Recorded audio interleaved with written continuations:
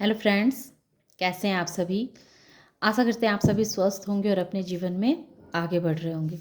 तो मैं आ गई हूँ फिर से आप लोगों के लिए एक नई टॉपिक पे रीडिंग लेकर के। आज मैं ये देखूँगी कि आपकी चुप्पी से आपकी चुप्पी से वैसे लोगों पे क्या प्रभाव पड़ा है जो लोग आपको नापसंद करते हैं, है ना। तो जो लोग आपको नापसंद करते हैं तो उ- आपकी खामोशी की वजह से उनके ऊपर क्या प्रभाव पड़ा है।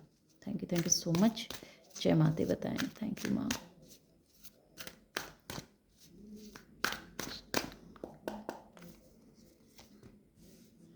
हम्म।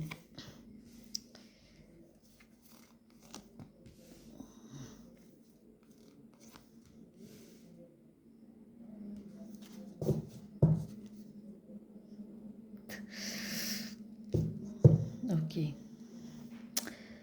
तो इसमें आपके हेटर्स की एनर्जी निकल के आई है। जो लोग आपको नापसंद करते हैं उनकी एनर्जी। अब मैं आपकी एनर्जी देखती हूँ, फिर इनकी मैं तुलना करूँगी।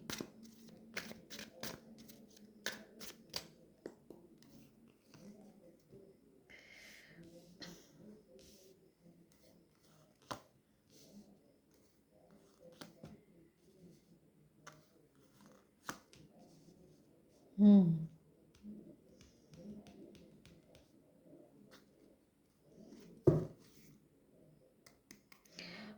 8 of Cups,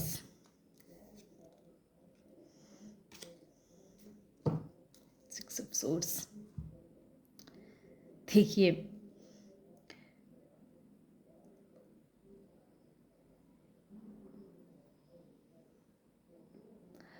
आपको उन लोगों ने, है ना, उम, बांधने की कोशिश की, आपको काफ़ी तकलीफ़ देने की कोशिश की, आपको काफ़ी दर्द में डालने की कोशिश की। एक ऐसी परिस्थिति में आपके हेटर्स कहें या फिर ऐसे लोग जो लोग आपको पसंद नहीं करते थे, उन्होंने ऐसी कोशिशें की कि किस तरह से आपको इस जगह से खदेड़ दिया जाए, या फिर आपको एक ऐसी स्टकनेस वाली एनर्जी में डाल दी जाए जहाँ से आप खुद को बाहर ही ना निकाल पाएँ, है ना। बहुत दर्द में रहें, बहुत पेन में रहें, दिन रात बस सिसकियाँ लेते रहें। जो भी ज़िंदगी आप जिएँ, वो बस एक दर्द में, एक दुःख में, पेन भरी ज़िंदगी आपकी होनी चाहिए।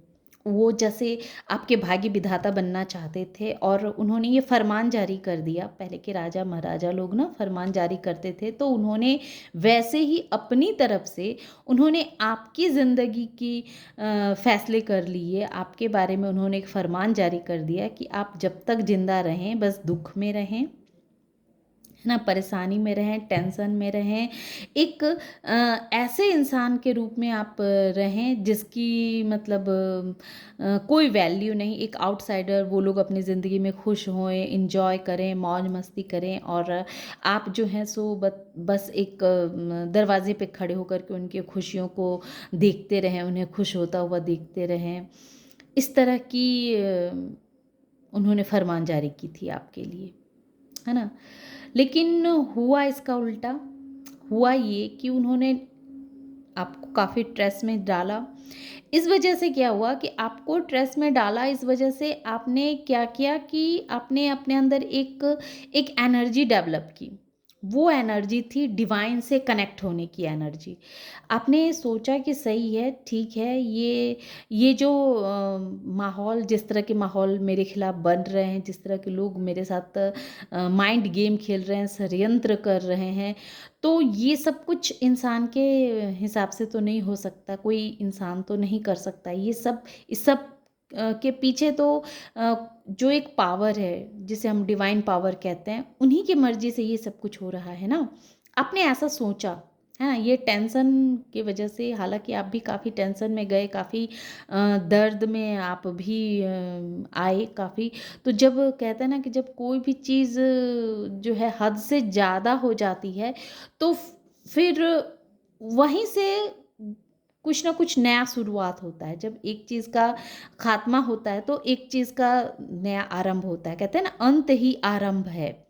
तो जहाँ लोगों ने आपको टेंशन की इस मोड़ तक लाके खड़ा किया कि अब आपको लगा कि इस टेंशन से कैसे बाहर निकला जाए, है ना? किस तरह से अपने आप को इस जद्दोजहद से, इस परेशानी से खुद को किस तरह से बाहर निकालें।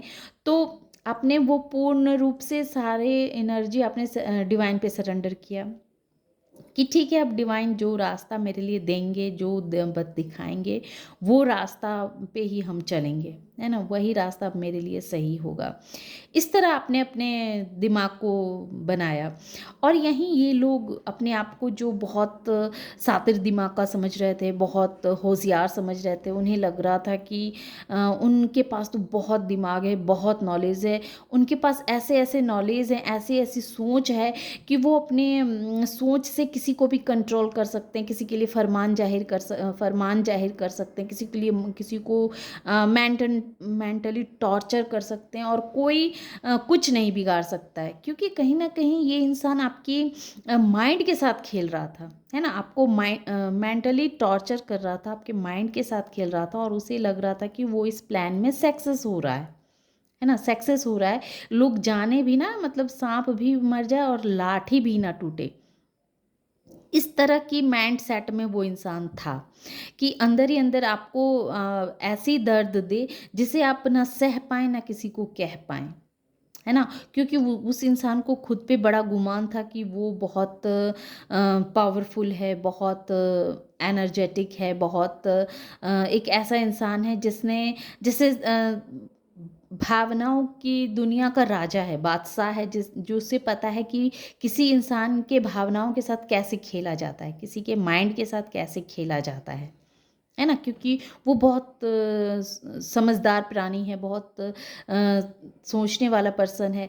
तो इस वजह से उसे ये भ्रम हो गया था, उसने अपने माइंड में एक भ्रम बना लिया था कि वो आपकी लाइफ़ को कंट्रोल कर सकता है, आपको तकलीफ़ दे सकता है, आपको दुःख दे सकता है, आपको स्टकनेस की स्थिति में लाके रख सकता है ना? और उसे ऐसा लग रहा था कि वो तो काफ़ी समझदार, काफ़ी सूझबूझ से आगे बढ़ने वाला इंसान है। एक तरह से कहें कि वो आत्मविश्वास के सागर में गोते लगा रहा था। उसे ऐसा लग रहा था कि मैं तो बहुत कॉन्फिडेंस से भरा हुआ हूँ, मेरी जो भी एक्शन होती है, मैं जो भी एक्शन लेता हूँ, उसमें कोई गलतियाँ मैं कर ही नहीं सकता। क्योंकि मैंने लोगों के साथ माइंड गेम खेलना सीख लिया, मेरा माइंड बहुत शार्प है और मैं आत्मविश्वास से भरा हुआ इंसान हूँ। तो उस इंसान की ऐसी माइंडसेट थी और उस इंसान ने आपको क्या किया कि एक ऐसे सिचुएशन में डालना चाहा जहां आपको सिवाय दर्द के, सिवाय टेंशन के, एंजाइटी के कुछ ना हासिल हो आपको, है ना? और बहुत हद तक आप उस टेंशन में, उस एंजाइटी में गए, है ना? क्योंकि ये कोई माइंड गेम खेल रहा था आपके साथ। एक ऐसा पर्सन था जो आत्मविश्वास से भरा हुआ इंसान था, जिसको लग रहा था कि वो कुछ भी क्रिएट कर सकता है, वो भावनाओं के सागर में गोते भी लगा सकता है और उससे खुद को बाहर भी निकाल सकता है। इस तरह की उसकी सोच थी। तो उस इंसान ने आपको काफ़ी स्ट्रेस में डाला, काफ़ी टेंशन दिया, तो फिर आपने उस क्या किया कि आपने सब कुछ, जैसे अपना सब कुछ डिवाइन पे छोड़ दिया कि डिवाइन अब तुम जानो, तुम्हारा काम जाने। क्योंकि कहीं न कहीं आपको ये चीज़ पता था कि देखो, हम कुछ नहीं कर सकते हैं, है ना? हम नहीं कुछ कर सकते, हमारे हाथ में कुछ नहीं होता है। हमारे हाथ में सिर्फ़ अपना कर्म करना होता है। बाद बाकी सब कुछ डिवाइन पे छोड़ देना, डिवाइन पे सरेंडर कर देना, यही सबसे बड़ी बात होती है। तो जब आपका टेंशन हद से ज़्यादा बढ़ गया, तो आपने सब कुछ डिवाइन पे सरेंडर किया। दर्द में तो थे आप, दुःख में तो थे ही, क्योंकि आपके खिलाफ बहुत साजिशें रची गई थी। आपको काफ़ी दर्द में डालने की प्लान की जा रही थी। आपको ऐसी सिचुएशन में डालने की कोशिश की जा रही थी, जहाँ से आप खुद को बाहर ही ना निकाल पाएँ। है ना? सिर्फ़ उस दर्द में डूबे रहें और बहुत हद तक वो सक्सेस भी हुए, बहुत हद तक आप दर्द में रहें भी। लेकिन जब कहते हैं ना, जब कोई भी चीज़ हद से गुज़र जाती है तो फिर वहीं से एक नई शुरुआत होती है, तो वैसे ही हुआ आपके साथ। जब आपके टेंशन की एक सीमा पार हो गई, जब आपके दर्द की एक सीमा को आपने पार कर लिया, अपने दुखों के लेवल को सहते-सहते, हालाँकि आप बहुत सहने वाले, पेशेंस वाले पैसे इंसान हैं, लेकिन फिर भी कितना भी इंसान के पास पेशेंस हो, लेकिन एक सीमा तक ही कोई बर्दाश्त कर सकता है ना, और उस सीमा से जैसे ही आपने ये बढ़ के सीमा का पूल जब टूट गया, बर्दाश्त करने का पूल जब वो क्षमता खत्म हो गई आपकी, जब टूट गई, वहीं से आपकी कंडीशनिंग शुरू हो गई। सहते, सहते, सहते जब आपको लगा कि ये क्या हो रहा है मेरे साथ ये ऐसा क्यों हो रहा है? तो वहीं से जैसे आपके अंदर कुछ बनने लगा, आपकी एनर्जी में कुछ चेंज होने लगी, जो आपने फ़ील की होगी। आप खुद को एक नया रूप आपने देना शुरू कर दिया, है ना? और ये नया रूप एक ऐसा रूप में तब्दील हो गया जो जो देख के ऐसे लोग हैरान हैं कि आप ही हैं जो हर वक़्त दर्द में रहते थे, जो हर वक़्त दुःख में डूबा हुआ रहता था, है ना? जिसको कोई पसंद ही नहीं करता था। तो इस इंसान की इस तरह की कंडीशन कैसे हो गई? कंडीशनिंग कैसे हो गई? है ना? इतना चेंज आप कैसे हो गए? ये चेंज जो आपने अपने अंदर किया है, ये बदलाव आपके हेटर्स को अंदर ही अंदर बहुत दर्द दे रहा है, बहुत तकलीफ़ दे रहा है। जिसने एक समय आपको पेन दिया था, दर्द दिया था, आज वो इंसान खुद ही उस पेन, उस दर्द से गुज़र रहा है, घायल है। वो इंसान खुद ही एक ऐसी एनर्जी में ट्रैप हो चुका है, जहाँ उसने आपको डालना चाहा था। वो खुद ही उस एनर्जी में खुद को अब बंधा हुआ सा, स्टकनेस सा महसूस कर रहा है। देखिए, अब ये 8 ऑफ कप्स और 6 ऑफ सोर्स, ये दोनों क्लियर कह रहे हैं कि वो खुद खुद उसे समझ में नहीं आ रहा था कि जो जाल उसने आपके लिए बिछाया था, उस जाल में वो स्वयं को फँसा हुआ पा रहा है, स्वयं को स्टक सा महसूस कर रहा है। उसे समझ में नहीं आ रहा है कि वो जाए तो जाए कहाँ, करे तो करे कहाँ। लेकिन हाँ, वो आपकी कॉपी ज़रूर करने की कोशिश कर रहा है। जिस तरह से आपने सब कुछ डिवाइन पे छोड़ रखा है, डिवाइन के भरोसे आपकी नैया चल रही है, वैसे ही ये भी चाह रहा है कि वो भी अपनी नैया को डिवाइन के हवाले कर दे, और डिवाइन फिर उसे जैसे लेकर के जाए वैसे वैसे वो चलने को तैयार है। लेकिन कहते हैं ना कि हमारे पाप के भी कुछ खाते होते हैं और कुछ पुण्य के भी खाते होते हैं। हम कितना भी पुण्य कर लें, तो हम अपने पाप किए हुए कर्मों को ख़त्म नहीं कर सकते हैं। उसका ख़ामियाज़ा तो हमें भुगतना पड़ता है, या फिर हम कितना भी पुण्य करें, पुण्य तो बहुत कठिन से होता है, लेकिन जो भी पुण्य होता है तो उसका फल हमें अलग से मिलता है। तो ये इंसान सोच रहा है कि इतना आपको परेशान करने के बाद जब वो इंसान खुद इस स्थिति से गुज़र रहा है, तो वो जैसे अब चाह रहा है कि किस तरह से मतलब इस परिस्थिति से बाहर निकले, डिवाइन के चरणों में सब कुछ सरेंडर कर रहा है, क्योंकि उसे भी वैसे ही पेन दी जा रही है जिस पेन से आप गुज़रे हैं। है ना? और अब उन सारे दर्द को, सारी परेशानियों को वो पीछे छोड़ के आगे निकल जाना चाह रहा है, पर वो निकल नहीं पा रहा है। निकल नहीं पा रहा है, छोड़ना तो चाह रहा है, लेकिन वो इस कदर से फँस चुका है, इस कदर से उस परेशानियों में उलझा हुआ है कि उससे उसको बाहर निकलना नामुमकिन है। और यहीं आपकी जो कंडीशनिंग हुई है, ये कंडीशनिंग उसे बहुत परेशान कर रही है। आपको खुश, देखिए कार्ड ऐसे ही गिरा है, आपको वो खुश होता हुआ इस तरह से आपको मौज-मस्ती में देख रहा है, आप इस तरह सेलिब्रेशन कर रहे हैं, आप काफ़ी खुश हैं। कहीं न कहीं उसके कानों में ये खबर जा रही है कि आप बहुत खुश हैं, अपनी लाइफ़ से बहुत संतुष्ट हैं। तो इमोशनली आप खुद को बहुत फुलफ़िल महसूस कर पा रहे हैं, आपकी लाइफ़ में हर तरफ से खुशियाँ ही खुशियाँ आ रही है।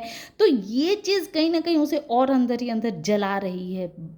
उसे उसे जैसे कूटने पे विवश कर रही है कि आपके खिलाफ उसने इतने षड्यंत्र रचे, लेकिन आप सारे षड्यंत्रों को फ़ेल कर दिया आपने, और अपने लाइफ़ को इतने अच्छे से एन्जॉय कर रहे हैं, और वहीं ये इंसान खुद के लाइफ़ को इतना दर्द भरा बन गया है, इसकी लाइफ़ इतनी दर्द है, इसके लाइफ़ में इतनी पेन है कि वो मतलब मछली की तरह छटपटा रहा है। जैसे मछली को पानी से बाहर निकाल दिया जाए तो कैसे मछली तड़पता रहता है और पानी में जाना चाहता रहता है, वही हाल अभी इसकी हालत हो चुकी है कि ये मछली की जैसा ये इंसान छटपटा रहा है कि क्यों आप इतने खुश हैं, क्यों आपका इतना ट्रांसफॉर्मेशन हुआ है, आपने कैसे खुद को इतना बदल लिया।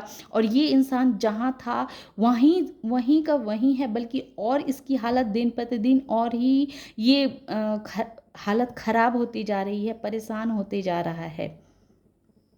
तो ऐसी हालत आपके हिटर्स की हो चुकी है। कैंसर, स्कॉर्पियो, पाइसेस हो चुकी है। एरीज, लियो, सेजिटेरियस, जेमिनी, लिब्रा, एक्वेरियस, वृषभ, मकर और कन्या राशि, टॉरस, वर्गो और कैप्रिकॉन भी हैं। स्कॉर्पियो यहाँ स्ट्रांगली मुझे दिख रहे हैं। और नंबर्स की बात करूँ तो 7 number, 3 number, 9 number, 15 number, 5 number, 3 number, 10 number, 8 number, 9 number और 6 नंबर। 8 यहाँ बहुत स्ट्रांग है। तो ये कुछ नंबर्स थे। आशा करती हूँ कि ये रीडिंग आपसे रेजोनेट हुई होगी। और ये रीडिंग अगर रेजोनेट होती है तो लाइक भी किया करें, ताकि हमें पता चले कि हाँ, इतने लोगों से ये एनर्जी रेजोनेट हुई है। लाइक करें, कमेंट करें। और जो लोग लाइक और कमेंट कर रहे हैं तो आपका बहुत बहुत धन्यवाद। Thank you.